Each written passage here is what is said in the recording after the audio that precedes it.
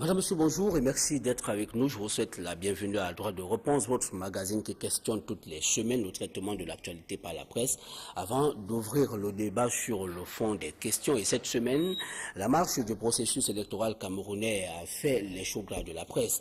Entre Elections Cameroun et la presse locale qui dit la vérité, en signant le décret qui renouvelle le mandat des 12 premiers membres du Conseil électoral d'Elections Cameroun dimanche 30 décembre 2012, un jour férié de surcroît, Paul Biya donne-t-il raison aux journaux qui ont clairement mentionné cette semaine que le mandat du Conseil électoral nommé le 30 décembre 2008 est arrivé à expiration le 30 décembre de l'année dernière? C'est d'un. Et de deux, qu'est-ce qui peut expliquer le fait que lecture soit donnée des décrets présidentiels plus de 8 jours après leur signature, au moment où le débat sur la légalité ou non des 12 premiers membres du Conseil électoral bat son plein dans les journaux? Et s'il est vrai qu'Elections Cameroun fait l'objet de vives polémiques depuis sa création, est-il faux que sa démarche peut être critiquable? Les responsables de cet organe sont-ils fondés à accuser la presse indépendante de ne pas les accompagner dans leur mission alors qu'ils choisissent de communiquer dans la presse occidentale et plus précisément dans le journal français Le Point? Dans tous les cas, la presse locale continue de dénoncer, l'Assemblée continue de s'agiter et la justice continue de se taire. C'est en ces termes que le quotidien Le Messager décrit cette semaine le silence de la justice camerounaise face à l'affaire des 100 milliards de francs CFA présumés détournés par Franck Biya, le fils du chef de l'État camerounais. L'épervier a-t-il perdu ses serres malgré les dénonciations faites par voie de presse? S'inquiète ainsi le journal qui se pose la question de savoir où est passé le tribunal criminel spécial dont il souhaite qu'il soit saisi. Enfin, qu'est-ce qui fait croire au quotidien La Nouvelle Expression que la construction du deuxième pont sur l'Ovory est imminente? Le journal est resté constant sur cette information cette semaine, non sans émettre des réserves au sujet de l'attribution de cet important marché au groupement Soja Satom. Seulement, s'il est reproché quelquefois aux journaux locaux de ne pas aller en profondeur dans les investigations, doit-on pour autant douter que la presse locale est avant-gardiste? Madame, Monsieur, voilà autant de préoccupations que nous allons partager avec nos invités, avec vous également à travers vos SMS.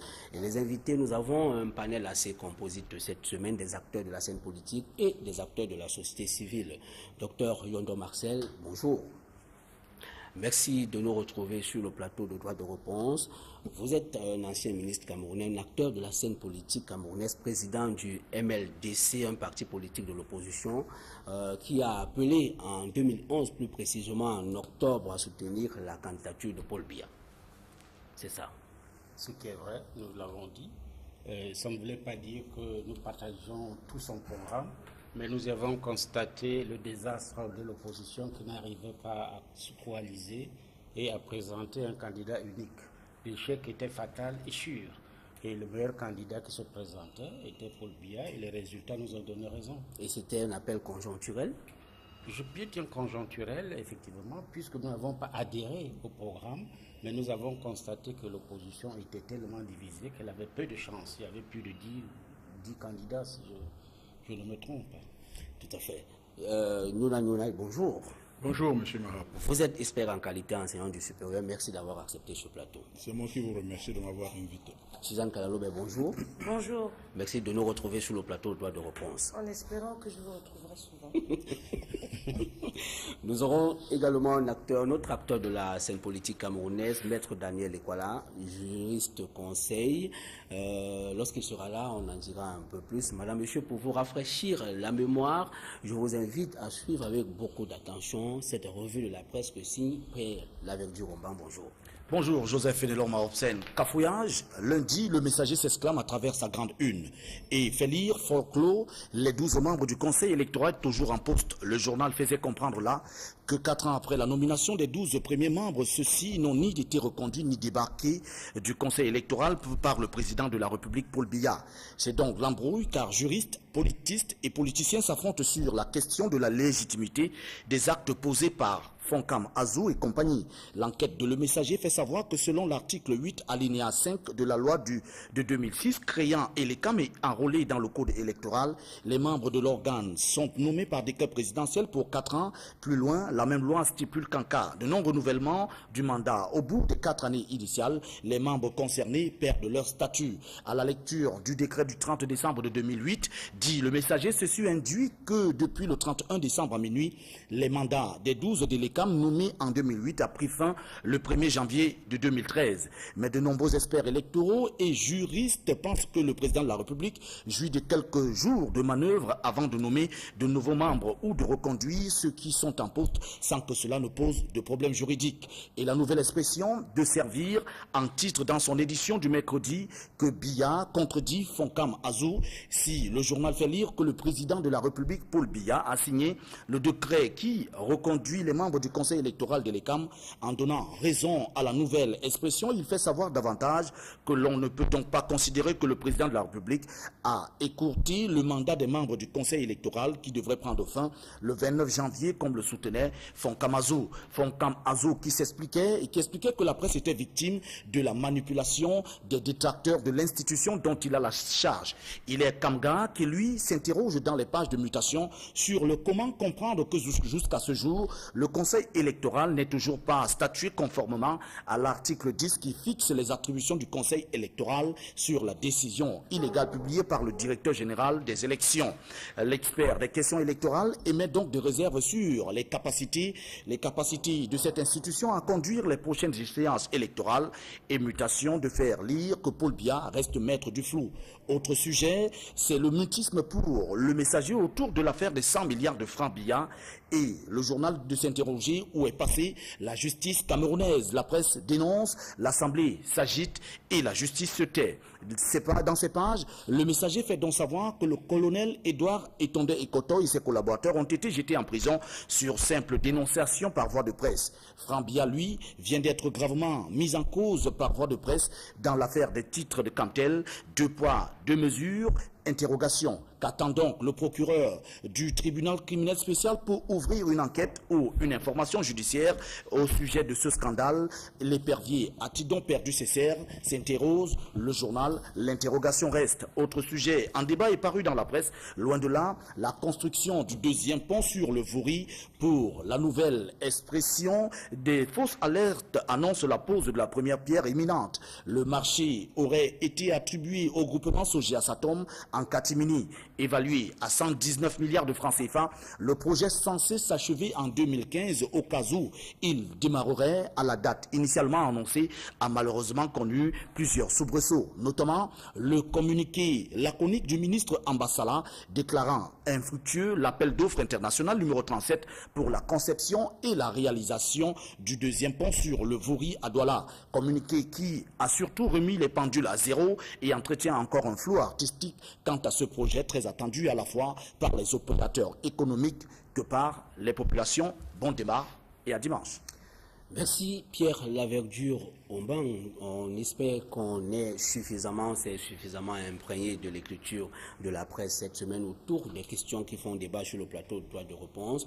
On note donc que le processus électoral camerounais a encore fait les choux gras de la presse cette semaine, notamment Elections Cameroun, qui continue de susciter le débat au sein des journaux. On a remarqué donc, Suzanne Kalalobe, que Paul Biya a renouvelé le mandat des 12 premiers membres du conseil électoral en signant un décret le 30 décembre 2012, un décret qui est rendu public 8 jours plus tard. Cela a fait dire au quotidien La Nouvelle Expression que Paul Biya était en train de contredire Foncam Azou.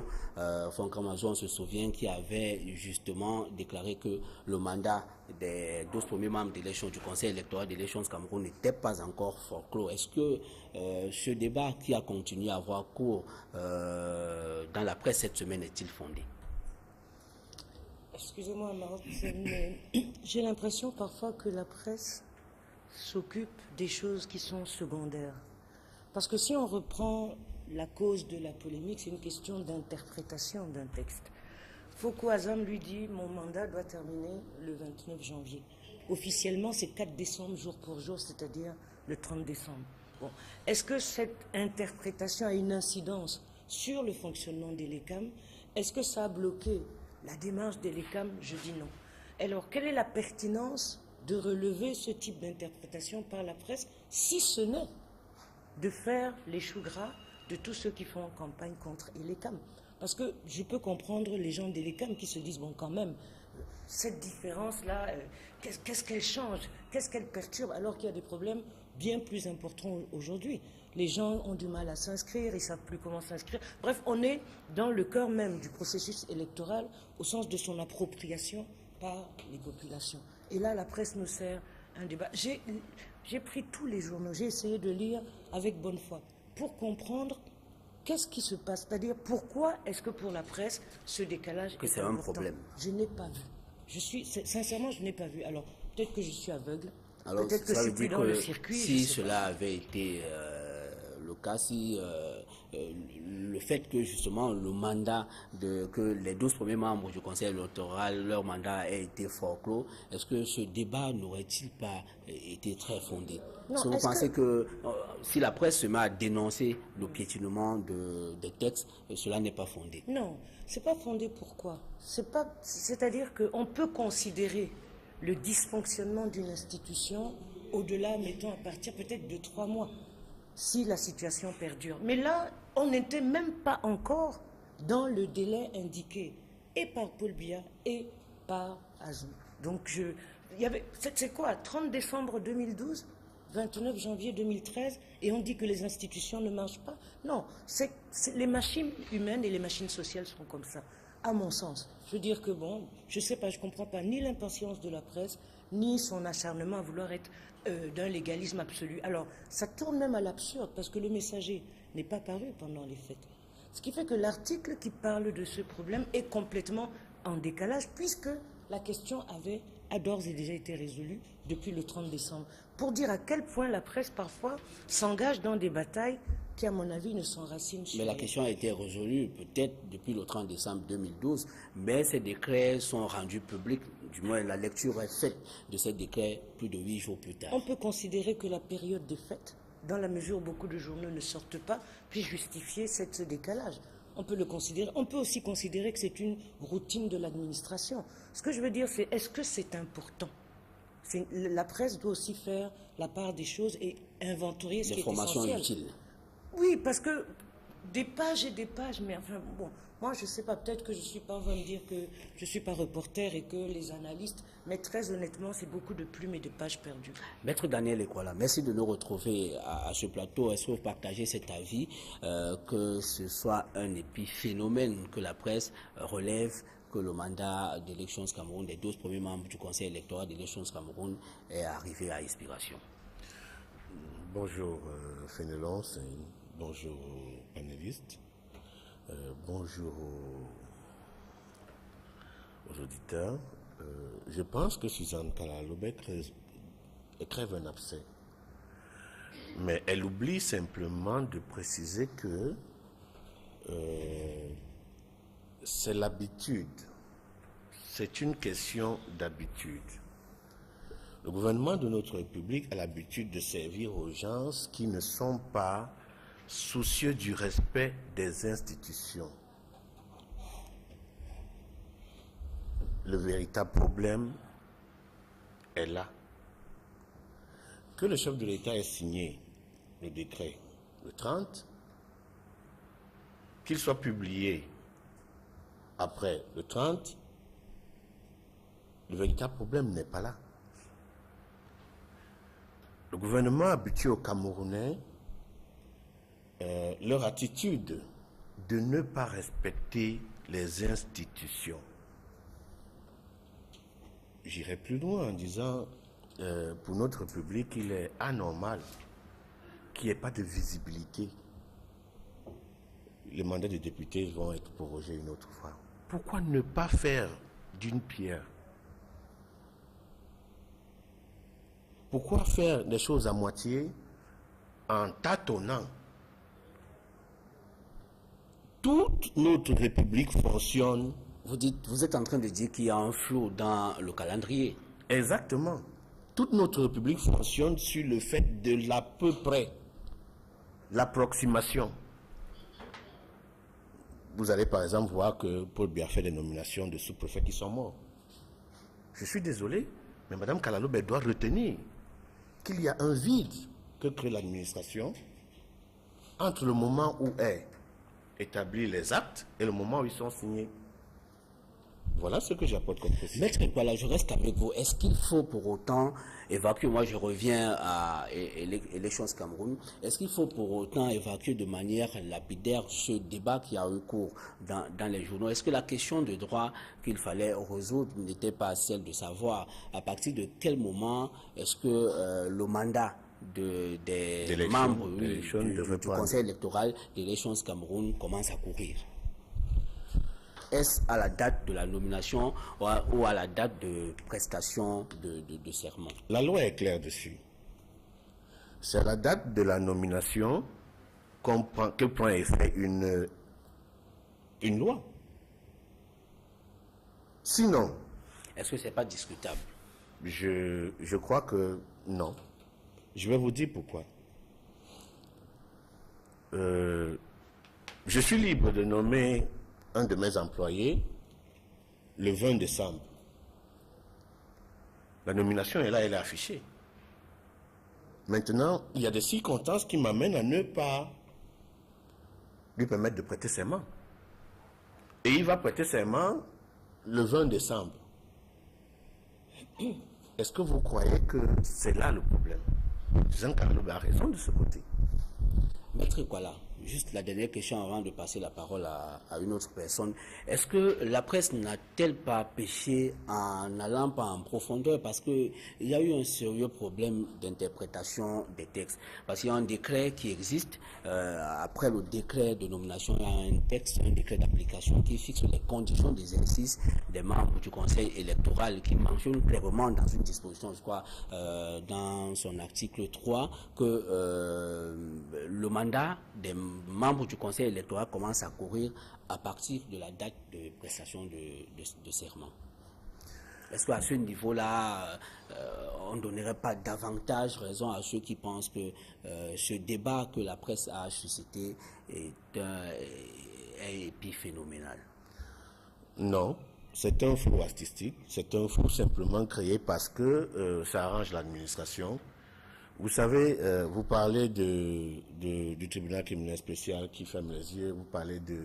Je dis, la presse a fait son travail, mais ça ne devrait pas faire l'objet d'un débat, parce que nous savons que c'est comme ça que ça fonctionne. Et rien ne viendra changer ça, que ce soit la presse, que ce soit l'administration. C'est comme ça que ça fonctionne dans la tête de ceux qui nous gouvernent. Docteur Yondo Marcel, est-ce que vous comprenez justement ce débat? Oui, je pense que pour la légalité ou la non-légalité, avant que le président de la République ne prenne ces décrets qui mettent un tout petit peu un terme sur ce débat, sur la légalité ou pas des membres du Conseil électoral. Je pense que la presse a eu raison d'attirer l'attention de ceux qui nous gouvernent sur la date de renouvellement d'un mandat des responsables de l'ECA. Elle a fait son travail. Et je pense que si elle n'avait pas fait ce travail, peut-être que les textes ne seraient pas pris. Parce que nous avons l'habitude des retards, des inerties. Le président de la République lui-même a dit dans son discours du 31 décembre le message à la nation, après avoir présenté les vœux, les actions en 2012, les perspectives 2013, il a reconnu lui-même que l'administration, le gouvernement, souffre encore des inerties, de la corruption et même des détournements sur les marchés publics. Donc l'inertie fait partie malheureusement intégrante du fonctionnement de notre gouvernement. C'est le problème de la malgouvernance. Et je pense que la presse camerounaise a eu raison d'attirer l'attention.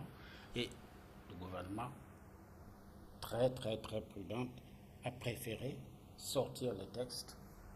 Et je ne vois pas les conséquences, puisque le texte est sorti, a été signé d'après ce qu'on nous a dit le 30. Et il y avait un long week-end où moi-même j'ai essayé de lire, comme Antonio Kalaloube, le Messager, beaucoup de journaux ne fonctionnaient pas pendant les fêtes. Alors je comprends qu'ils ne soient pas publiés, mais peut-être que la radio, la CRTV... qui a continué de fonctionner, surtout que le texte est pris un dimanche 30 décembre qui est un jour férié.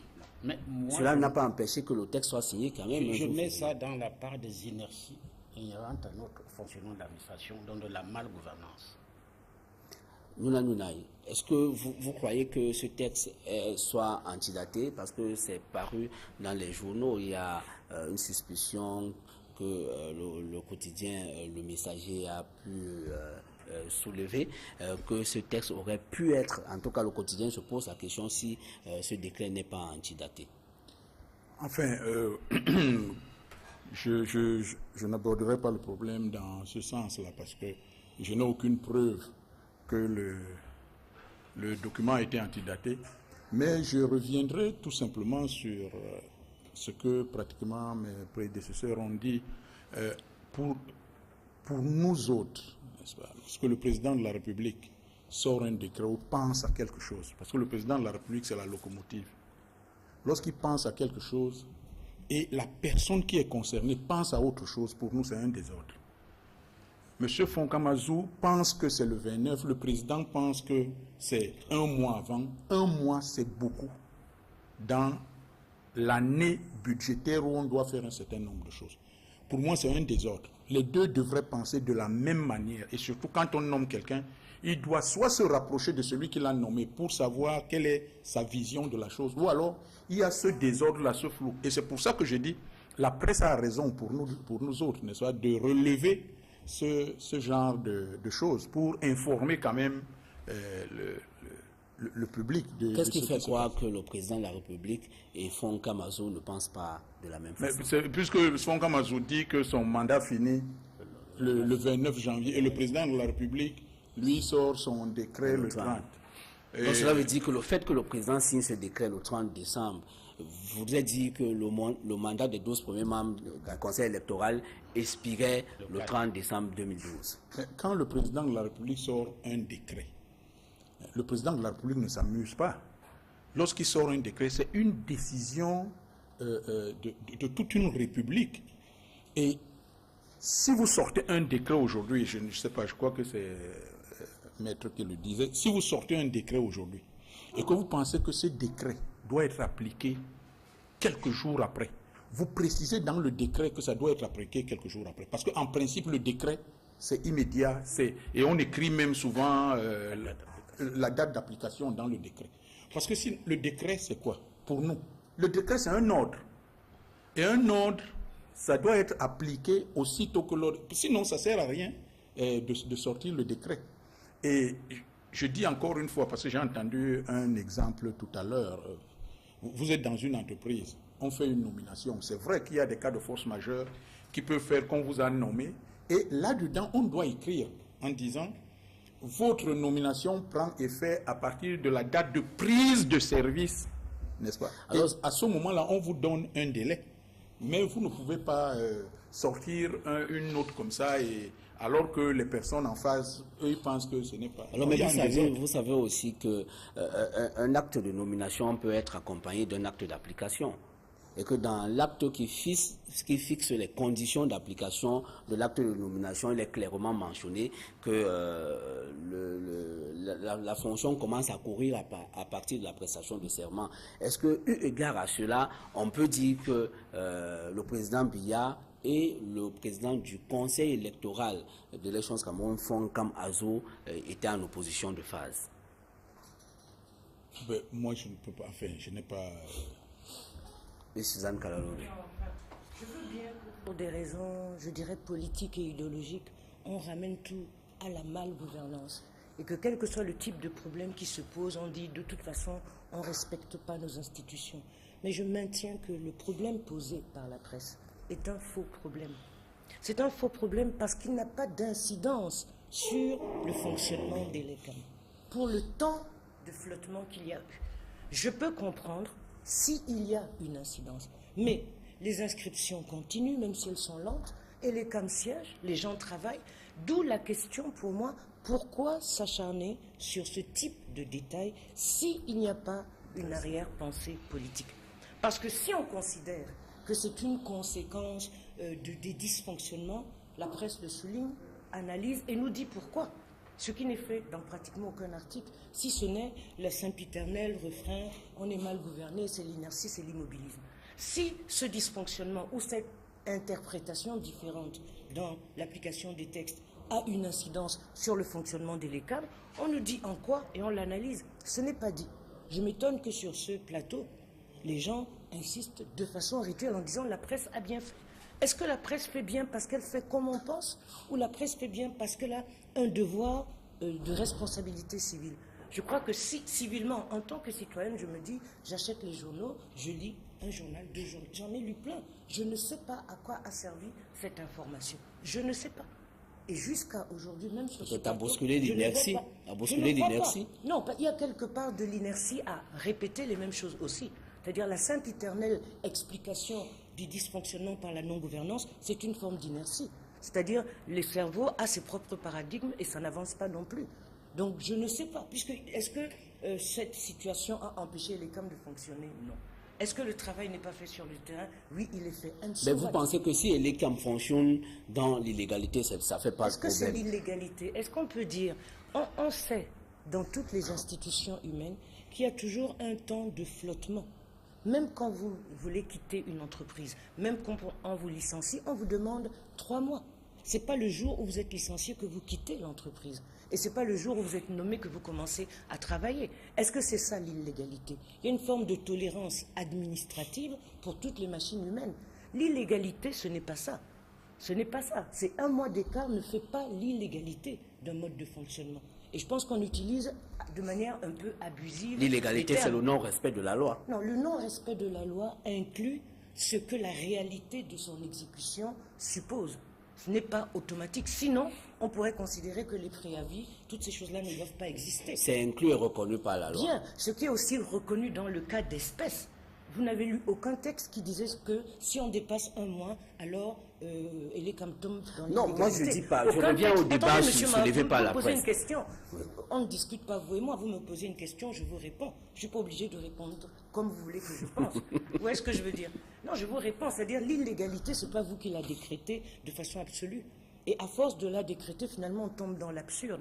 Qu'est-ce qu'il y a d'illégal à ce qu'on dise l'un interprète? Il a interprété. Pour moi, c'est le 29 janvier 2013. L'autre sort son décret en 2012, même devant un juge, honnêtement. Mais vous pensez donc... Moi, je reste avec vous, peut-être avant de passer la parole à une autre personne. Qu'est-ce qui peut justifier, encore une fois de plus, le fait qu'un décret soit signé un jour férié, le 30? Peut-être ça pose aucun problème. Non, mais qu'il soit rendu... Le 30 n'était pas férié.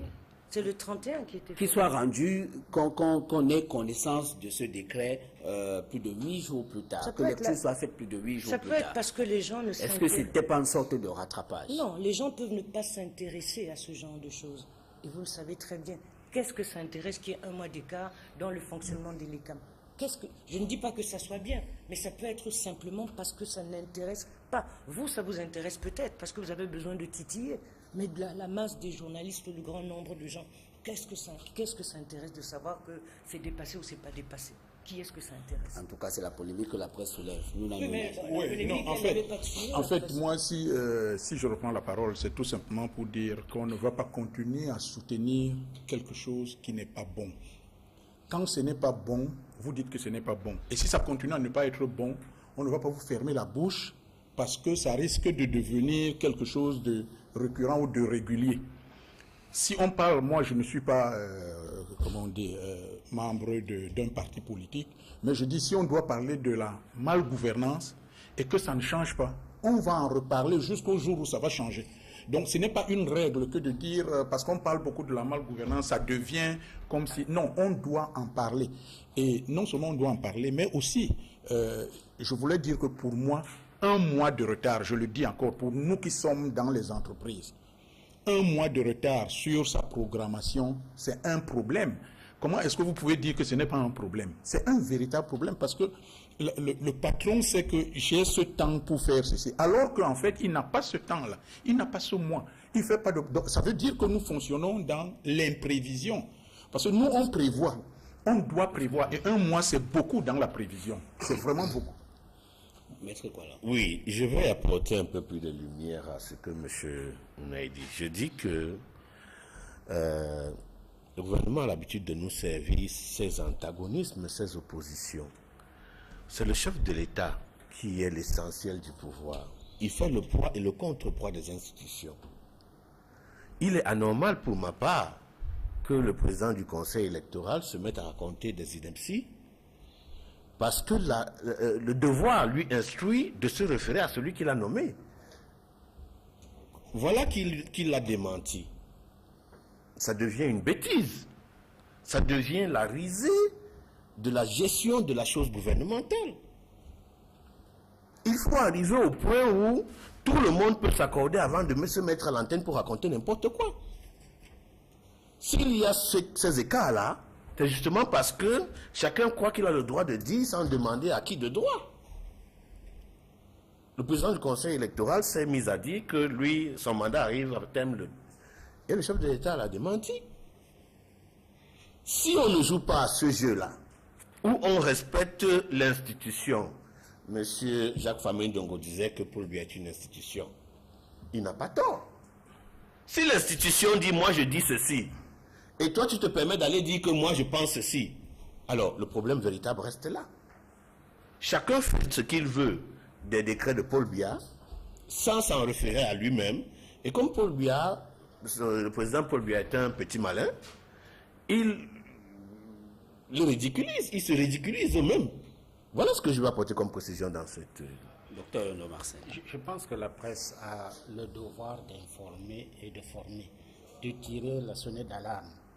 Elle a informé en disant que le mandat de responsable de l'ECAM a expiré et il faut renouveler ce mandat.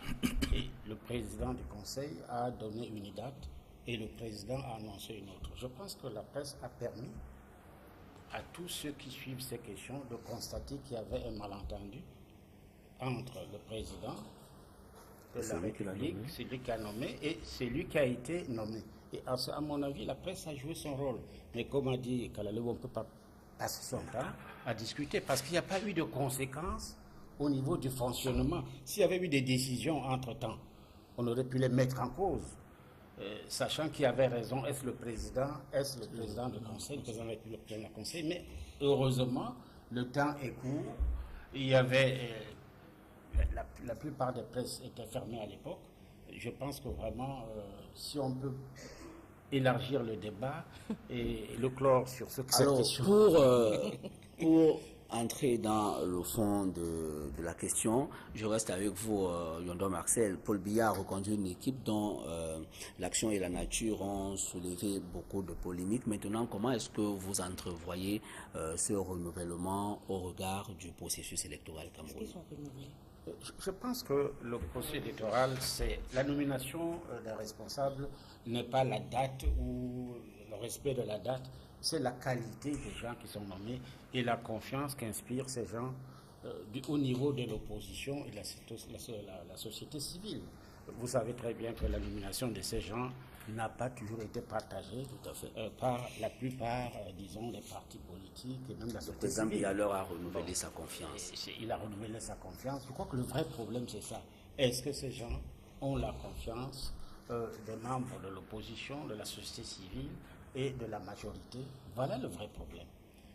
À ma connaissance, ce problème n'est pas résolu parce que le processus de consultation a toujours été critiqué par les uns et les autres, mais ils sont nommés, ils travaillent. Maintenant, est-ce que ce qu'ils font donnera des bons résultats? J'ai toujours dit que jugeons le maçon au pied du mur. Mais toujours est-il que l'ECAM pose vraiment des problèmes. Et prenons le problème de la biométrie à l'heure actuelle.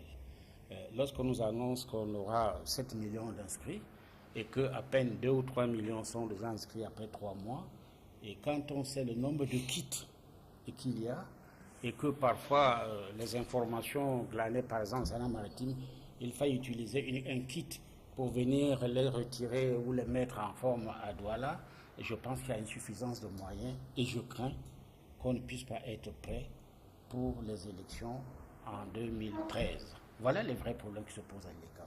Parce que la biométrie suscite des espoirs qu'il n'y ait plus de charter, qu'il n'y ait plus de votes multiples, mais dans la mesure où ça traîne, qu'il n'y a pas assez de moyens, assez d'encadrement, je crains que les élections ne puissent pas... Alors, mais est-ce que c'est une question d'homme ou alors une question de système? puisque le président Biya lui a renouvelé la confiance, sa confiance à ses membres, donc la qualité a même été vivement critiquée. Maintenant, la question qui se pose, est-ce que c'est une question d'homme, d'individu, ou alors c'est pratiquement le système? Si je prends le cas de la biométrie, ce n'est pas le problème d'homme. Est-ce qu'on a présenté au président Biya le montant exact de la facture de la biométrie, les délais exacts qu'il faut? Parce que lorsqu'on regarde dans les autres pays où on a eu la biométrie, ça a pris 2 ans. Et je ne pense pas que le Cameroun, connaissant les inerties camerounaises, on puisse en 1 an enregistrer 7 millions, comme l'a annoncé le président du conseil de l'ECAM. J'ai très très peur quand on sait, et Dieu seul sait, si les partis au pouvoir et les partis d'opposition, le mien sensibilise les gens, mais plus on les sensibilise, moins ils vont. Il y a une désaffection vers la chose politique à l'heure actuelle. Il faudrait peut-être que les Camerounais sachent pourquoi. Est-ce parce qu'il y a eu des problèmes avant? Est-ce parce qu'ils n'ont pas confié la biométrie? Est-ce parce que la carte d'identité les frais n'étaient pas gratuits? Bon, maintenant que le président a décidé que ce sera gratuit, espérons qu'il y aura un coup de pouce. En 2011, la même décision a été prise, la gratuité de l'établissement de la carte nationale d'identité. Ça ne vous pose aucun problème, Maître Kwala, que ce soit la même équipe qui soit reconduite?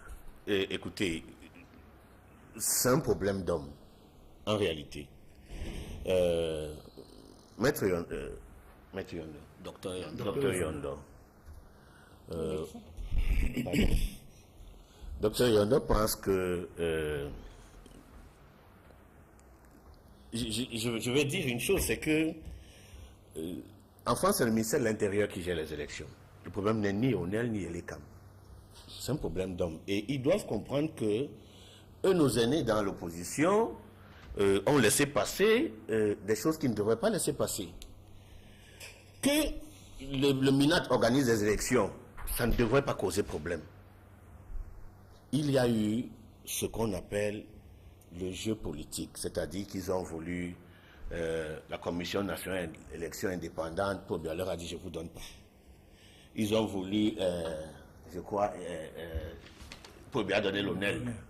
Il a changé à l'ECAM.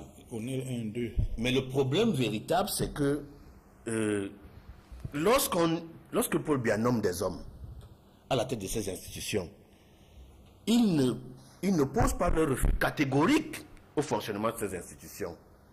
Il trouve l'excuse en disant « laissons aller voir ce qu'ils vont faire ». Il faut dire non à ce genre de raisonnement. Et nos ennemis en politique ont dérangé. Je suis désolé de le dire. Paul Biya ne leur a jamais servi quelque chose qui est réel, qui est palpable. Ils demandent, ils sollicitent Paul Biya faire ce qu'il a à faire. Et comme pour dire, ils trouvent des excuses, ils disent qu'est-ce qu'on devait faire? Laissons voir si ceux-là seront... Je dis non. Je dis non parce que lorsque vous savez que c'est les gens du RDPC qui sont à la tête des institutions comme les Cameroun, vous dites qu'ils seront impartials. Qu'est-ce que vous attendez? Ils vont fonctionner comme on leur a inculqué. Et là, le parti, le RDPC, ce qu'on appelle, tout comme leur parti, ils ont ce qu'on appelle la discipline du parti. Que tu sois président de l'ECAM ou président pardonnez-moi, président du tribunal spécial, c'est un seul individu qui vous nomme. Et vous devez faire sa volonté. Parce que vous ne pouvez pas être dans un bateau, vous ne faites pas la volonté de celui qui vous a nommé. Il y a un adage chez nous en Douala qui dit que lorsque tu montes dans la pirogue de celui qui te transporte, si tu ne chantes pas la même chanson que lui, il te débarque. Ne croyez pas que... Donc vous soutenez, contrairement à ce que dit le docteur Yondo, et l'ECAM n'est pas le problème. C'est les Camerounais qui sont le problème aujourd'hui. Ils ne veulent plus entendre parler de politique. C'est ça le véritable problème. Oui, je pense que par rapport au système, au processus électoral, je suis d'accord avec la dernière partie de ce qu'il dit. La désaffection des Camerounais vis-à-vis du politique, mais avec la responsabilité énorme des acteurs politiques eux-mêmes et peut-être une partie des médias. Pourquoi? Nous avons réduit le politique à la simple confrontation entre Biya must go ou Biya must pas go. C'est-à-dire on a réduit la politique à son aspect partisan et totalement manichéen. Les débats politique ne porte pas sur la politique, mais sur les politiques. Les politiques. C'est-à-dire les acteurs. Acteur X contre acteur W, acteur Z. Du coup, les gens se disent, je vais là-bas. Pourquoi? Parce que ce n'est pas pour moi. Et je pense que la vraie question qui se pose, au-delà de toutes les critiques que l'on fait des institutions, c'est est-ce que les acteurs politiques prennent leurs responsabilités de politique? Qu'est-ce que ça veut dire? Ça veut dire qu'aujourd'hui, si ces acteurs disent qu'il faut qu'ils aillent aux élections, ils doivent travailler. Et le travail, ce n'est pas que l'inscription sur les listes. Moi, je me rappelle les partis d'avant, Parti communiste français par exemple, ou même l'exemple du PS. Le PS, comment il a fait pour conquérir l'espace politique? Pas le pouvoir, mais l'espace politique. Il avait des écoles. Il avait, je dirais, infiltré l'appareil. Il avait un travail permanent, beaucoup de pôles de formation d'une nouvelle citoyenneté. Ce qui fait que de génération en génération, quand Mitterrand arrive au pouvoir en 81, on peut dire que son arrivée correspond à l'état des rapports de force politique réels sur le terrain. En d'autres termes, le vote n'est que le résultat de ça. Donc aujourd'hui, le travail à faire, d'accord, continue à dire mauvaise, bonne gouvernance, etc., c'est de montrer aux Camerounais que les Camerounais que nous sommes capables de gérer, nous sommes capables de faire.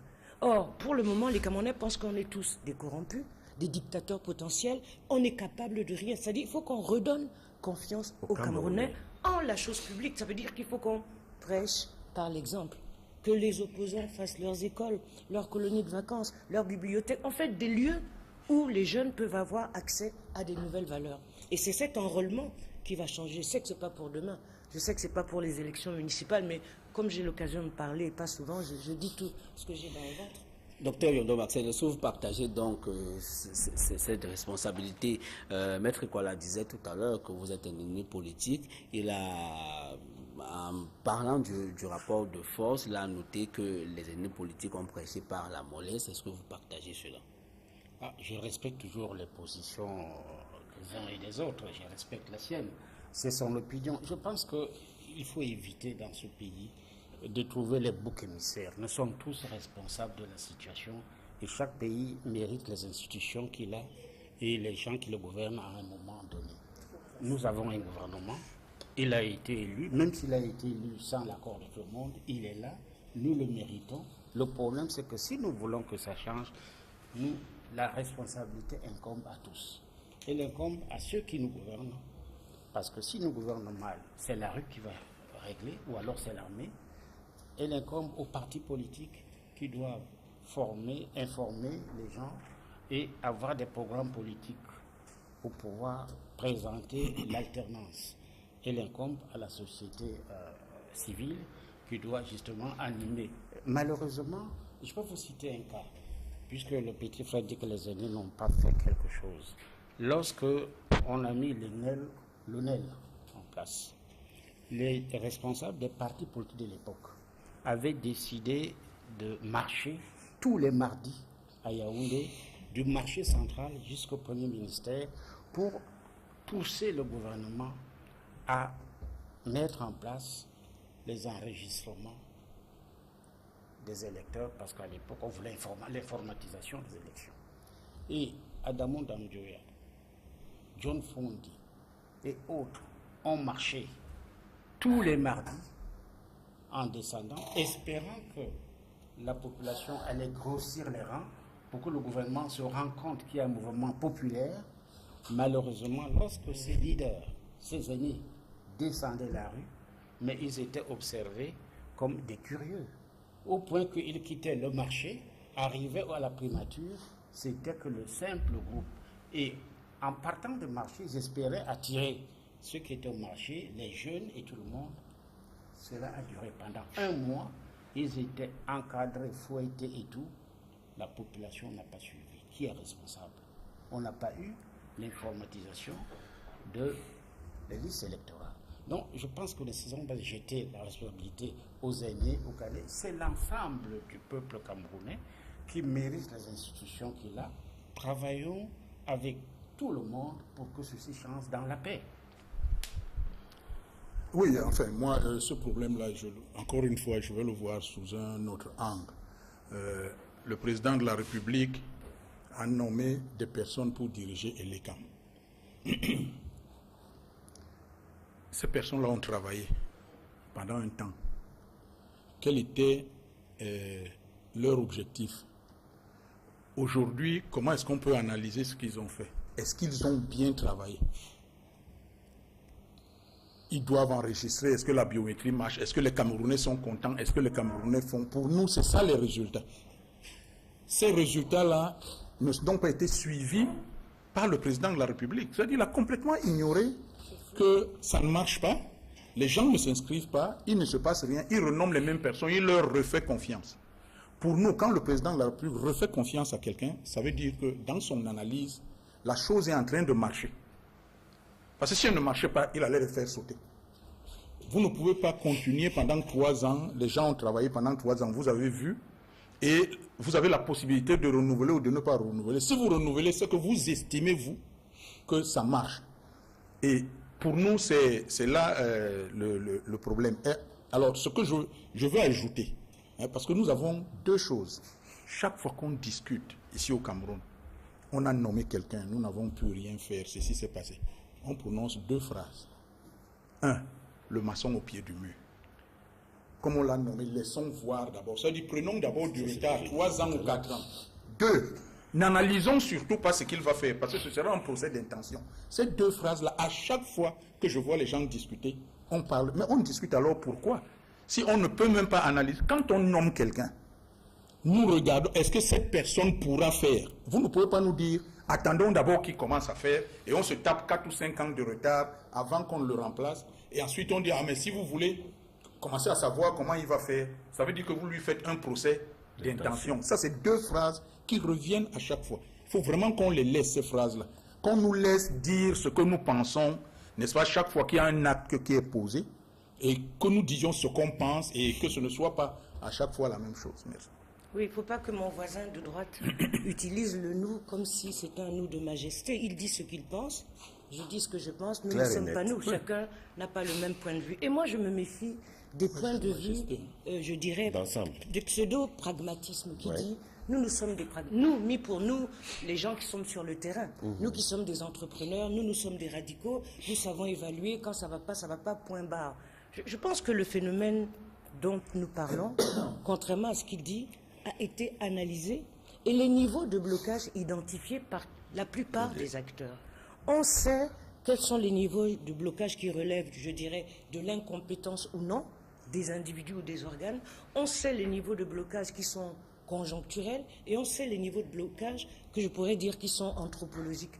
Parmi l'ensemble de ces niveaux de blocage, on évalue le processus en fonction du contexte. Ce n'est pas dans l'absolu. Ce n'est pas des paramètres, comment on appelle ça, comme oui, merci, imaginaire. Ce n'est pas en fonction de ça. Nous sommes dans un processus qui n'est pas satisfaisant pour de nombreux acteurs. Mais nous sommes dans un processus dans lequel, quelque part, nous sommes neufs. Nous ne sommes pas habitués à ce type de processus, quoi que l'on dise. Nous sommes dans un processus qui évolue. Ce n'est pas une excuse facile. Ce n'est malheureusement pas. Malheureusement, ce n'est pas une excuse, c'est une réalité. C'est-à-dire, vous n'allez jamais enlever la réalité que nous sommes des pays pauvres, très endettés et sous-développés, qui n'ont ni école, ni route, ni quoi que ce soit. Dans ces conditions, les systèmes informatisés ou électoraux ne peuvent pas se passer comme lettre à la poste. Je ne donne pas d'excuses, je dis c'est un fait. Et le niveau des avancées doivent être évalués en fonction de ça. Maintenant, plutôt nos donneurs de leçons qui passent le temps à nous dire que vraiment, vous êtes des rêveurs ou bien vous cherchez des prétextes, ils doivent aussi mettre la main à la pâte pour qu'on accélère. Si eux, ils ont les bonnes solutions, les bonnes méthodes, la bonne technologie, personne ne les a empêchés de dire comment il faut faire. Est-ce que vous convenez tout de même qu'il y a des blocages, vous l'avez dit, des blocages anthropologiques? Qu'est-ce qui explique alors le fait qu'on reconduise la même équipe? Non, les blocages anthropologiques, c'est des blocages inhérents à la société elle-même, c'est-à-dire au comportement de l'électeur et au comportement des acteurs politiques. Dans ces cas, les acteurs de l'ECAM ne sont pas responsables, tout au plus ils évoluent dans le même contexte. Le fait qu'on reconduise la même équipe, ça c'est une appréciation que je fais. C'est sans doute qu'ils n'ont pas fait de catastrophe irréversible, en tout cas qui pourrait relever de leur responsabilité, même s'il y a des lenteurs. C'est comme ça que je le comprends. Si M. Nounaï est pressé de transformer les choses, qu'il mette la main à la pâte pour moi, pour le moment. Ce que je constate du processus électoral, même si c'est dur à entendre, même si c'est dur à supporter, c'est que pour lever les obstacles culturels et anthropologiques, malheureusement, il faudra du temps.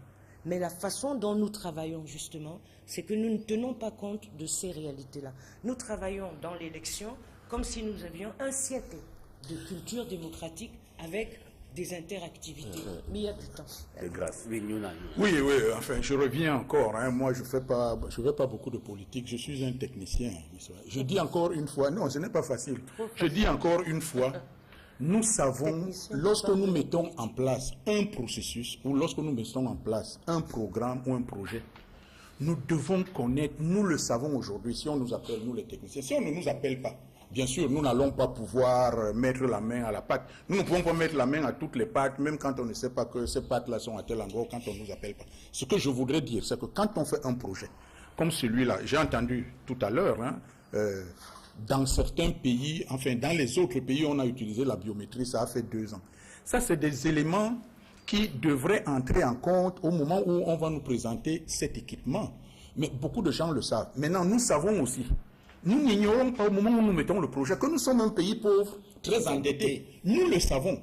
Si nous ne le savons qu'après avoir mis le projet en place, c'est dommage, on ne sortira jamais. Ce que je dis encore une fois, je dis, lorsque nous mettons le projet en place, nous prenons tous les éléments, toutes les hypothèses, qu'elles soient anthropologiques, qu'elles soient ceci ou qu'elles soient cela, nous les prenons en charge et nous mettons en place nous qui faisons les projets, hein, nous mettons en place un certain nombre d'éléments qui font que le projet n'échoue pas.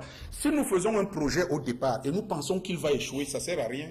Mais de quel projet, monsieur? Mais c'est celui-là, puisqu'on devrait être la biométrie. La biométrie a échoué. Mais bien sûr. Ça a déjà échoué. Écoutez, je vous en prie. Je vous en prie, docteur Yondo Marcel a la parole. Je vous en prie. Non, je posais une question pour comprendre. Je pense que la biométrie est quand même une étape très importante pour ceux qui, comme moi, ont été plusieurs fois candidats, heureux ou malheureux, parce que j'ai gagné plusieurs élections, j'en ai aussi perdu, donc j'ai vécu ce dont je parle.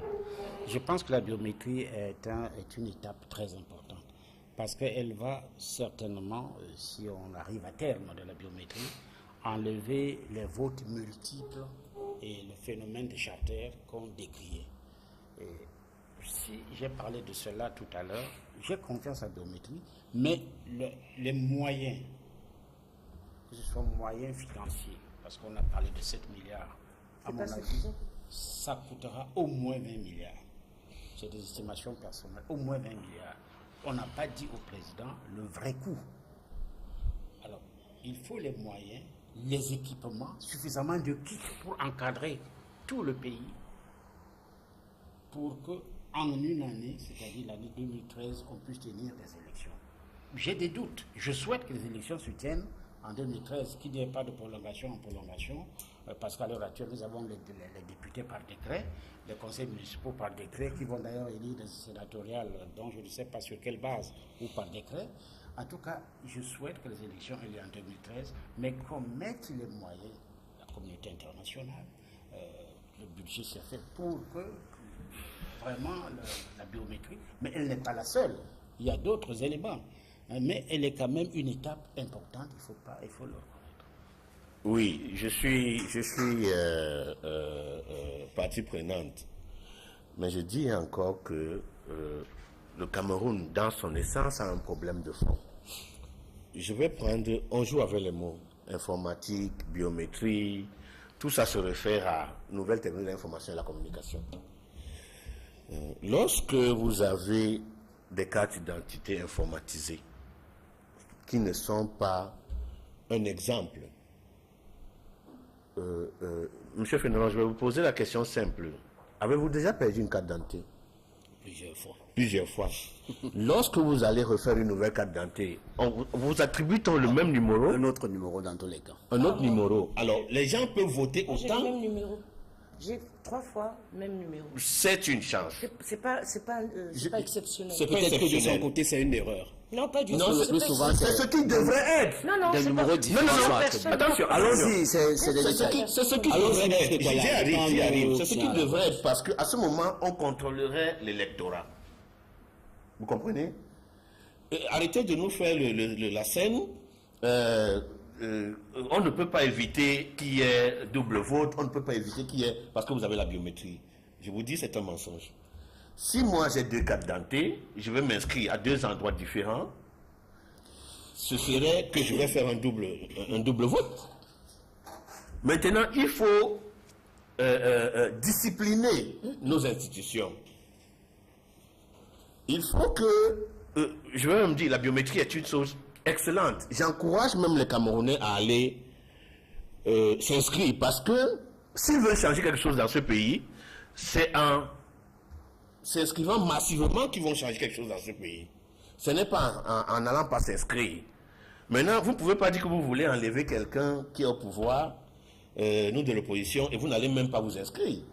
Le vote devrait être radical pour ceux qui veulent que le système change. C'est-à-dire que, arrêtez de dire, moi je soutiens le RDP, moi je soutiens l'UNDP. Si vous voulez changer, arrêtez de dire, je vais m'inscrire. Après, vous donnez vos voix à vos... Non, lorsque le changement serait effectif au Cameroun, il faudrait qu'il y ait une radicalisation du vote des Camerounais. Voilà, maintenant, la biométrie n'est pas un problème. Voilà, c'est une excellente chose. Voilà, la biométrie. A-t-on échoué, a-t-on réussi sur le plan de la biométrie? C'est pas encore terminé. Ce serait excessif de répondre à cette question de manière déterminante. Maintenant, est-ce que les prévisions avancées par Elections Cameroun en termes de la quantité du nombre d'inscrits ont été atteintes? On peut quand même s'en aller à dire que il y a à émettre beaucoup de réserves parce que bientôt, nous sommes le 28 février, la date qui avait été communiquée pour inscrire près de 7 millions alors qu'on n'a même pas encore franchi le cap de 2,5 millions.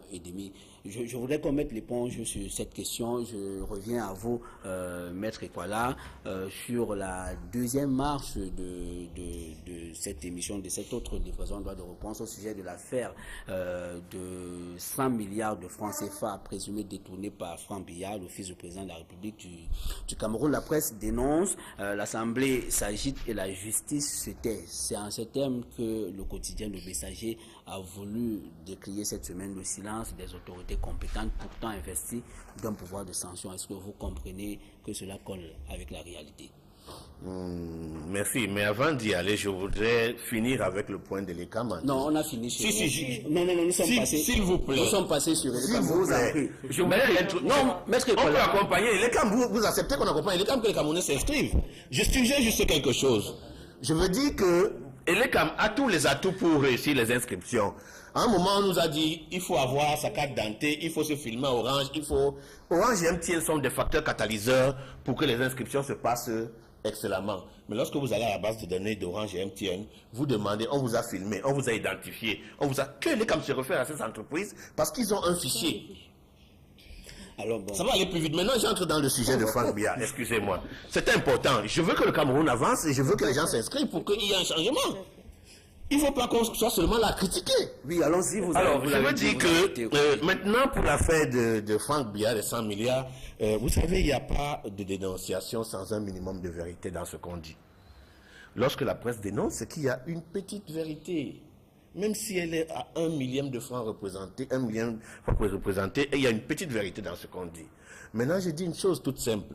C'est que les membres de la famille du chef de l'État ont pris une habitude, c'est celle de laisser courir l'information parce qu'on dirait qu'ils s'en foutent. On ne peut pas accuser ou bien dénoncer un acte causé par un membre de la famille du chef de l'État et que cet individu ainsi dénoncé se laisse gérer par le ministre de la Communication, le directeur du cabinet à la présidence. Ils n'ont rien à voir dans cette histoire. Ce n'est pas eux qu'on a indexés. Si vraiment il n'a rien à se reprocher, vous savez, il fait comme ça là, et vous les télé, vous vous mobilisez. Qu'ils viennent et dire que moi je n'ai pas fait ce dont on me reproche, au lieu de vouloir nécessairement que le tribunal criminel spécial s'en mêle. Donc vous reprochez ce silence-là, silence complice. Il est coupable. Ce silence est coupable. Vous, M. Fénelon, si on vous accuse, vous avez le droit, vous avez l'antenne libre. Vous allez dire, écoutez, voilà ce dont on m'accuse, voilà les preuves, voilà ce que j'ai fait. Vraiment, arrêtez de me saquer. Arrêtez de raconter des inepties. Et vous pensez qu'on répondrait à toutes les accusations? Lui, il devrait. Vous savez pourquoi? Parce qu'il est au même titre que son père, une institution. Excusez-moi. Voilà. Mais vous pensez bien que je ne peux pas être d'accord, même un peu, avec M. Daniel Ekwala, parce que c'est dangereux. On est dans un pays de droit. Le fait que vous, Mahop, ou n'importe quel individu m'accuse, c'est son problème, c'est pas le mien. Si la justice ne m'a pas encore interpellé, je n'ai pas à répondre des accusations dont je n'ai même pas d'éléments.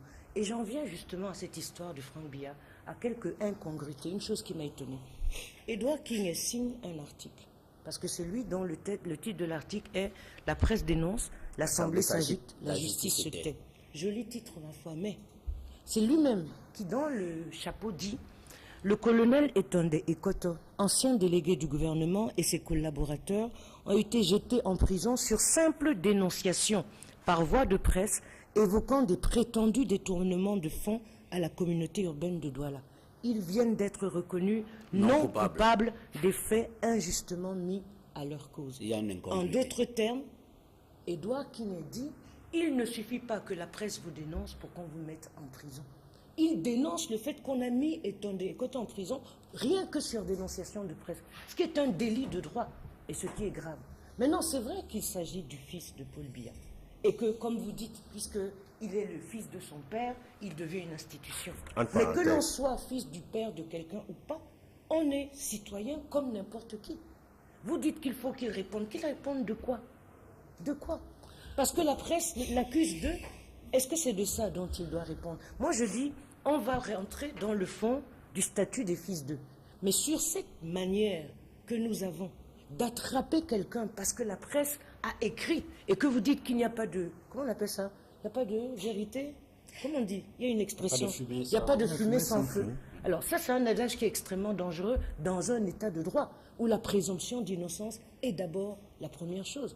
Donc je crois qu'il faut que la presse soit logique avec elle-même. Alors, qu'elle défende les libertés dans sur, un sens. Sur la base, est-ce que vous n'avez pas lu de manière partielle et parcellarisée l'article de Edouard King du quotidien Le Messager, parce que vous voyez seulement le fait qu'ils disent qu'il ne suffit pas de dénoncer, mais est-ce qu'il n'est pas en train de dire qu'après la dénonciation par voie de presse, la justice s'est saisie? Pourquoi est-ce qu'elle ne le fait pas dans le cas Parce que c'est lui-même qui dénonce le fait que des gens que la presse a accusés se sont retrouvés en prison alors qu'ils n'étaient pas coupables. Mais la justice s'est saisie dans tous les cas. Non, justement, il dénonce lui-même d'entrée de jeu en disant, parce que c'est ça la contradiction, c'est-à-dire il désapprouve qu'on ait arrêté des gens par voie de presse qui ont perdu 5 ans de leur vie en prison et que c'est un scandale.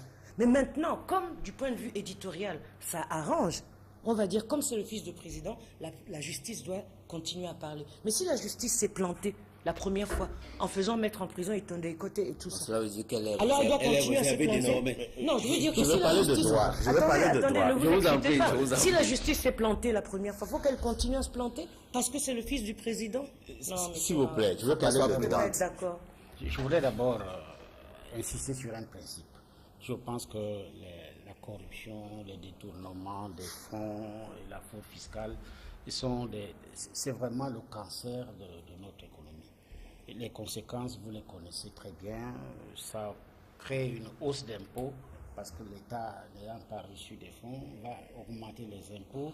Ça crée le manque, le chômage, l'aggravation du chômage. Ça crée tout le malaise financier parce que l'État n'a pas de moyens suffisants, c'est détourné par les uns et les autres. C'est pour ça que nous sommes pour l'opération Épervier et nous continuons à soutenir cette opération Épervier. Je reviens maintenant sur le cas concret du fils Ayou. C'est notre fils de Biya, ce n'est pas parce qu'il est le fils de Biya qu'il faille ne pas appliquer le principe de présomption d'innocence dont parlait tout à l'heure madame, mais je pense quand même que compte tenu de l'environnement national et international, du Cameroun, le contexte actuel. Lorsqu'on parle du Cameroun, nous qui voyageons, et vous comme moi, vous avez honte de dire que vous êtes Camerounais, parce que c'est un pays qui est présenté comme corrompu, un pays comme beaucoup de détournements de fonds, et où ceux qui sont en prison, c'est les premiers ministres, c'est les ministres des Finances, c'est les secrétaires généraux, c'est une image. Alors, ce contexte fait que cette affaire a pris une autre dimension. Alors, pourquoi s'acharner sur le fils du président Biya? Probablement, et moi je continue à croire qu'il est innocent. Mais il est majeur. Ce n'est pas des gens qui vont se lever pour le défendre, que ce soit les meilleurs professeurs du monde, qui vont l'absoudre. Il est suffisamment majeur pour pouvoir s'expliquer.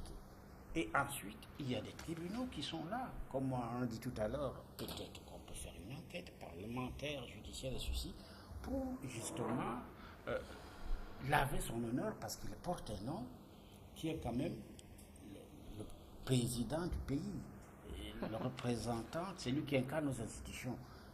Je pense que le pays a besoin d'un éclaircissement pour que l'image du pays qui est assez écorné soit blanchie. Et moi, je pense que si le fils du président, justement, parle, et sur l'innocence, ça va d'abord faire taire tous ces gens qui l'accusent alors qu'il n'a rien fait, et ça va aussi taire tous ceux qui essaient de le défendre alors qu'ils ne connaissent rien de l'affaire. Oui, M. Mahop, ce que je voulais dire, c'est que en plus de ce contexte, on a affaire au fils du président et aux milliards. C'est très difficile que le fils de celui qui habite à New Bell se retrouve dans une situation où il peut avoir jonglé les milliards. C'est extrêmement difficile. Et là, il porte un nom. Portant un nom, le fait de dire qu'il n'a pas le droit de parler, pour nous, lorsque lui, il refuse de parler et il permet aux gens à côté de parler pour lui, il y a un problème. Pourquoi lui ne parlerait pas alors qu'il est majeur? Parce que les autres savent parler ou qu'est-ce qui fait que le professeur Famen Ndongo parle à sa place? Qu'est-ce qui fait que le ministre de la Communication parle à sa place si lui-même ne peut pas parler? Je dis tout simplement, nous, et c'est ça qui continue à mettre le doute dans la tête des Camerounais. De l'autre côté, la présomption d'innocence ne veut pas dire que la justice ne doit pas se saisir. C'est justement que la justice doit se saisir et montrer que vous êtes innocent et ne pas vous considérer comme étant déjà coupable. Parce que si vous êtes coupable, vous ne passez même plus à la justice. C'est pour ça que vous devez passer à la justice. Donc, il y a déjà un problème au niveau de la saisine. C'est-à-dire, est-ce qu'on a saisi, est-ce que le procureur saisit on n'a pas dit que le procureur aille le prendre et le mettre en tôle. On a dit que le procureur prenne l'affaire et regarde et qu'il dise mais votre histoire là, d'ailleurs, elle ne peut même plus continuer parce qu'il y a tel et tel point qui ne correspondent pas à ceci. Ou alors, on va prendre quand même cette affaire parce que nous allons faire une enquête. Je crois que c'est toutes ces étapes-là, n'est-ce pas, qu'on passe souvent. Mais c'est quoi là? Est-ce que c'est un rêve de penser que la justice camerounaise pourrait se saisir dans le cas d'espèce? Ben écoutez, vous rêvez. Soyons sérieux, vous rêvez. Vous savez, c'est Paul Biya qui nomme ces magistrats. Mais ils doivent faire montre d'une indépendance au-delà de leur peur. Parce que leur plus grande peur, c'est de se voir enlever de leur nom, de leur fonction. Ils sont tétanisés par un carriérisme. Je vais dire une chose, permettez-moi de le dire, vraiment sans vouloir n'énerver personne. Il y a des gens qui parlent du biaïsme. Ce n'est pas une doctrine. Paul Biya est un individu, un être humain vivant. Il ne faut pas voir croire qu'il est un Dieu. Il va mourir comme vous et moi. Peut-être moi je vais mourir avant. Mais je vais vous dire une vérité. On est en train de cultiver dans ce pays le culte de... comment on appelle ça? Il y aura de la rancœur et des règlements de compte si ce n'est pas arrêté très vite. Ne croyez pas que ce qui s'est passé le coup d'État du 6 avril est déjà très vite oublié. Les êtres humains ont la capacité de garder en eux le mal qu'on a pu leur faire et de le ressortir 30 ans après. Maintenant, je dis une chose, je ne veux pas penser comme Mme Kalaloube en disant que parce qu'il a dit ces systèmes de dénonciation qu'on les a mis à New Bell. Mais c'est même une bêtise de la part de la justice.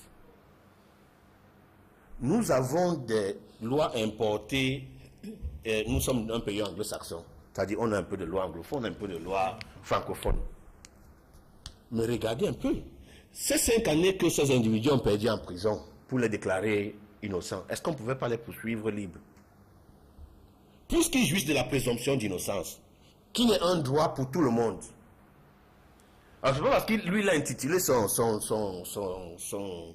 introduction, comme Mme Kalaloube va penser que c'est normal, c'est une bêtise d'avoir incarcéré. C'est pas normal, justement. Ah d'accord, c'est une bêtise d'avoir incarcéré des individus sur simple dénonciation et ne croyez pas que ça va s'arrêter aujourd'hui. Tant que ça va arranger ceux qui vous jettent en prison, ça va continuer. Mais je vais vous dire, lorsqu'il s'agira d'un des leurs, ça ne se passera jamais comme ça. Parce que si vous attendez que le tribunal criminel spécial se saisisse du dossier Franck Biya, c'est un rêve. C'est un rêve. Non, moi je crois, monsieur Daniel Ekola, que vous êtes un peu péremptoire. Et il ne faut pas être méprisant avec les Camerounais, quels qu'ils soient. Nommés ou pas, il y a des Camerounais courageux. Je crois qu'il ne faut pas avoir la cécité politique qui consiste à croire que tous ceux qui sont du RDPC, c'est des parfaits idiots et qui lèchent les bottes. Personne n'a déclaré ce genre de choses, pas moi. Attendez, et qui lèchent les bottes de Paul Biya. Je crois que c'est dangereux. Moi, je ne suis pas d'accord avec ça. C'est pas ce que j'ai dit. Ensuite, ce que je veux dire sur cette affaire, c'est que l'Alliance pour la défense du bien public peut avoir saisi la justice. Et elle est libre de saisir la justice. On ne sait pas sous quelle forme. On ne sait pas sous quelle forme, et la presse ne s'est pas attachée à savoir sous quelle forme. La presse s'est contentée d'utiliser la valeur symbolique et la plus-value que propose Franck Biya comme produit commercial, sans se soucier de l'équilibre. Quand Maître Yondo dit que moi je suis fier d'être Camerounais et je ne me sens pas comptable des actes de certains corrompus, etc. Je suis fier. Il y a des gens corrompus, mais il y a des gens bien. Il ne faut pas non plus qu'on fasse la confusion. Et je dis, je répète encore une fois, qu'il ne suffit pas que quelqu'un m'accuse pour que je me mette à pérorer, dans un sens ou dans un autre. Je ne suis pas pour ceux qui sont montés au créneau pour défendre Franck Biya, tout comme je ne suis pas pour ceux qui Alors se vous pensez que c'est pas... Je considère qu'il c'est n'a indélicat pas... de penser que c'est un rêve que la justice camerounaise se saisisse. Ce n'est pas un rêve, Mahop, et vous le savez très bien. Vous fréquentez des avocats, des juges, des magistrats, vous savez qu'il y en a de courageux. Il ne faut pas qu'on fasse l'amalgame. Si on veut que ce pays avance, il faut traiter les choses avec justesse. Que ça soit, si le fils de Paul Biya s'est rendu coupable de détournement, il doit subir le même sort que n'importe qui. Et je suis convaincu que c'est possible, si justement la presse fait son travail et ne se contente pas de faire la propagande. Dans le cas d'espèce, qu'est-ce que la presse devait faire? Elle devait pas seulement prendre la plainte de l'Alliance pour la défense des biens publics, elle doit comparer ça à quelque chose. Ce n'est pas parce que cette alliance dit ce qu'elle dit que c'est vrai, elle ne l'a pas fait. Mais comme il s'agit du fils de Paul Biya, comme il s'agit de conforter l'imagerie populaire selon laquelle tous pourris, y compris leur fils, eh bien, ça a servi, la preuve, le messager, pour montrer à quel point il y a de l'amalgame, a ressorti le cas des casseroles des autres fils de présidents, pour dire que de toute façon, c'est normal, ces gens-là sont tous comme ça. Est-ce que c'est du journalisme, ça, M. Mao? Je voudrais profiter justement pour dire que j'aime bien mon ami et frère Yondo Black, l'avocat, mais je ne suis pas maître. Excusez-moi. Moi, c'est Yondo Marcel. Yondo Mais Marcel. vous savez, on a eu l'occasion, tout à l'heure, vous parliez justement avant ce débat qu'on utilise le nom de Kalaloube. Ça arrive aussi quand entre Yondo Black et moi, il y a Non, des c'est parce que j'ai dit confusions. maître Yondo, Oui, au lieu oui. de dire docteur. Mais je voudrais vraiment revenir sur cette affaire. C'est pas parce que c'est le fils Biya qu'il faille vraiment déchaîner la presse et tout. Moi, je dis qu'il bénéficie, comme tous les Camerounais, comme tous les citoyens, de la présomption. Mais est-ce que cela Mais empêche je pense la aussi, justice camerounaise de et se je pense saisir? aussi, compte tenu du nom qu'il porte, Est-ce qu'elle a été et saisie? de ce que ça a comme conséquence, il est temps qu'il puisse s'expliquer, pas par la justice, parce qu'il peut très bien nous apporter les preuves, il est majeur, il est responsable de ses actes, c'est pas son père. Et je pense que ça fera taire ceux qui l'accusent à tort, ou ceux qui le défendent aussi à tort. Voilà, dans tous les cas, attendons de voir. Le projet de construction du deuxième pont sur le Voré est ressuscité après de fausses alertes et des rendez-vous manqués. La pose de la première pierre est imminente, que selon une source du ministère des Travaux publics, dont les propos ont été rapportés cette semaine par le quotidien La Nouvelle Expression. Faut-il y croire? Ben, je pense que la nouvelle expression, à moins qu'elle nous donne des preuves, c'est un bruit qui est propagé partout, qu'on a attribué en catimini ce marché à Satom Sochea. Bon, si on l'a effectivement fait, ce serait illégal dans le droit des marchés publics.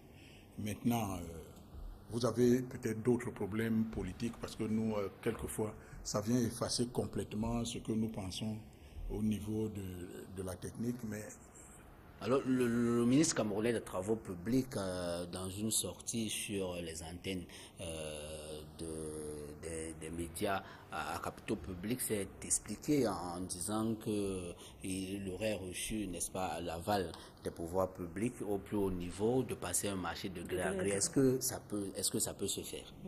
Mais bien sûr, le marché de gré à gré peut se faire. Et s'il se fait, nous regardons tout simplement les conséquences d'un marché de gré à gré.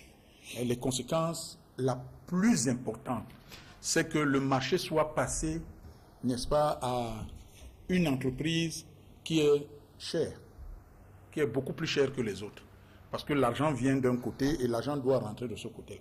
Et pour nous, c'est grave. Ce n'est pas pour l'entreprise, mais c'est que nous prenons une dette, nos enfants prennent une dette beaucoup plus élevée qu'elle ne devrait l'être avec une entreprise beaucoup moins chère, c'est tout. En la matière, vous pensez qu'on aurait pu continuer à lancer des appels d'offres, étant entendu que le premier appel d'offres s'était révélé infructueux d'après les propos du ministre camerounais des Travaux publics? Mais c'était infructueux parce qu'on devrait faire ce qu'on a fait aujourd'hui. Ce n'était pas infructueux parce que... comment est-ce que ça pouvait être infructueux alors que la personne à qui on a attribué le marché aujourd'hui était dans l'appel d'offres? Satom était dans l'appel d'offres avec les autres. On dit que c'est infructueux. Si c'est infructueux, est-ce qu'on a redemandé à Satom de modifier les montants? Peut-être parce qu'il était le moins 10 ans. Non, justement, ça a été infructueux parce qu'il était le plus 10 ans. Oui. Parce que sinon, s'il était le moins 10 ans, on l'aurait pris à ce moment-là. Je ne crois pas que ce soit ce qui s'est passé. Suzanne Kalalobe. Je pense que l'affaire du marché du pont du Gorée est une affaire délicate et sur laquelle, là, au moins, les journalistes devraient enquêter. Parce que les enjeux sont énormes. Il faut savoir que le financement du deuxième pont, c'est quand même le financement dans le cadre des C2D et les crédits d'endettement et la France. Satom est une entreprise française. Qu'on leur restitue leur marché, ça fait partie du jeu. Je ne suis pas d'accord avec ça. Mais tous les opérateurs économiques et entrepreneurs savent que l'argent va à l'argent. Ce qu'on doit faire, c'est véritablement regarder le cahier de charges, suivre les travaux. Parce que maintenant, ça a été, comment on appelle ça, ça a été accordé, puisque Satom est en train de s'installer là sur le bord de Gorée, où ils auront leur terrain. Moi, je fais un travail sur ce deuxième pont et les choses sont extrêmement avancées. Le cahier de charges existe, c'est celui-là qu'il va falloir suivre et rendre public, parce que c'est quand même un ouvrage extrêmement important pour nous, les Camerounais, depuis que Bonabedi est devenu totalement inaccessible. Donc je crois que pour moi, c'est un beau sujet de société sur lequel la presse pourrait dire beaucoup de choses, parce qu'il y a beaucoup à dire, plutôt que de nous perdre le temps avec Elecam, la date est fort clos. C'est vrai, l'appel d'offres a été rendu infructueux. On sait les raisons officielles. Maintenant, on sait comment ça se passe aussi. Magouille, pas magouille, on rétrocède l'argent à une entreprise française. Les 86 milliards, peut-être que Satom va avoir je ne sais combien là-dedans. Donc c'est ça qu'il faut qu'on suive. Et est-ce que ce deuxième pont va véritablement désengorger Bonabedi? Par où est-ce qu'il va passer? Les gens ont besoin d'être informés, de savoir. Je crois que la communauté urbaine va engager dans les mois à venir ou les jours à venir une campagne d'information sur le suivi de l'exécution des travaux de ce deuxième pont. Yolo Marcel. Oui, vous savez que en matière de gestion des marchés publics, le principe, c'est l'appel d'offres. Mais les exceptions, le président de la République a l'exception d'accorder un marché de gré à gré. Maintenant, l'accord du président de la République pour un marché de gré à gré ne veut pas dire qu'il doit être donné à n'importe quelle condition. C'est-à-dire le cahier de charges doit être bien suivi, bien rempli, et le prix doit être le prix acceptable par, disons, les conditions de marché. Mais il peut très bien dire de donner à X ou Y. Et comme a dit tout à l'heure Mme Kalalobe, c'est un financement français. Et un financement bilatéral à des conditions bilatérales. Je crois que les Français ont exigé que ce soit leur société qui puisse le faire. Tout à fait. Et je pense que si le président de la République a donné son accord pour un marché de gré à gré, et ici, au niveau maintenant de la sauvegarde des finances publiques, parce qu'il ne faut pas que, parce que le président a donné son accord, qu'on gonfle l'enveloppe, parce que c'est nous qui allons payer, finalement.